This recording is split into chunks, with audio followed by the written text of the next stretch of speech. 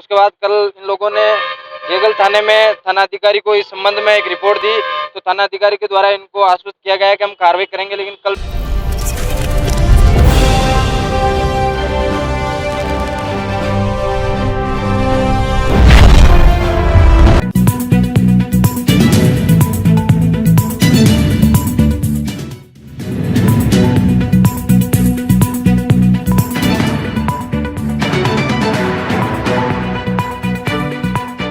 नमस्कार सर, ये हमारे इधर हिंदुस्तान जिंक लिमिटेड कंपनी है।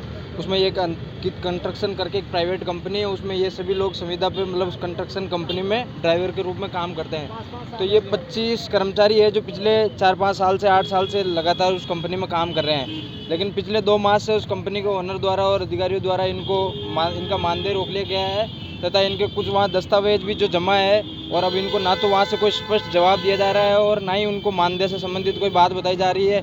कल इन लोगों ने संबंधित कंपनी में परसों के दिन भी इन्होंने वापस पुनः संपर्क करने का प्रयास किया, तो उन लोगों द्वारा इनको मना कर दिया गया और धमका के बाहर निकाल दिया गया। उसके बाद कल इन लोगों ने गेगल थाने में थानाधिकारी को इस संबंध में एक रिपोर्ट दी।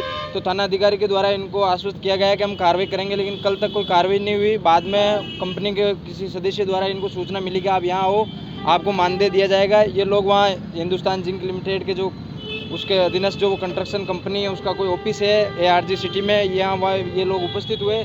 लेकिन शाम तक इन लोगों को ना तो वहाँ कंपनी के किसी अधिकारी द्वारा कोई आश्वस्त किया गया, और शाम होते होते देर शाम ये कह रहे हैं कि जिस कमरे में ये वार्तालाप के लिए बैठे थे उस कमरे के गेट बंद कर दिए गए।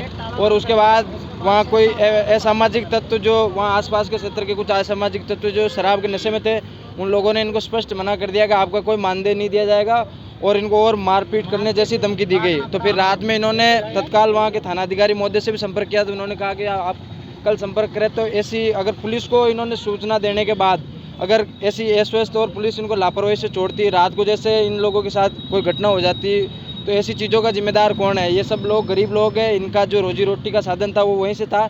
तो हमारी माननीय कलेक्टर साहब को ज्ञापन देके ये मांग है कि संबंधित कंपनी से इन लोगों का जो भी पिछले 2 माह का मानदेय है वो मानदेय दिया जाए, और इनके जो भी वहाँ दस्तावेज जमा, ताकि इनका भविष्य में गलत उपयोग नहीं हो, वो दस्तावेज दिया जाए। इसी संबंध में इन्होंने कल 420 की धारा के संबंधित धोखाधड़ी के मामले में इन्होंने गेगल थाने में रिपोर्ट भी दी है। तो उस पर भी अभी फिलहाल किसी प्रकार की कार्रवाई हुई नहीं है। तो हम माननीय कलेक्टर साहब से उस संबंध में भी वार्ता करेंगे, और आदरणीय थाना अधिकारी जी को यहाँ कलेक्टर सामने उपस्थित होकर उस संबंध में अभी तक क्या कार्रवाई की गई, क्या सबूत लिए गए, उन संबंध में वार्तालाप करेंगे। मेरा एडवोकेट अशोक कुमार जाट हूँ, और ये यूनियन के अध्यक्ष है सांवरमल जी।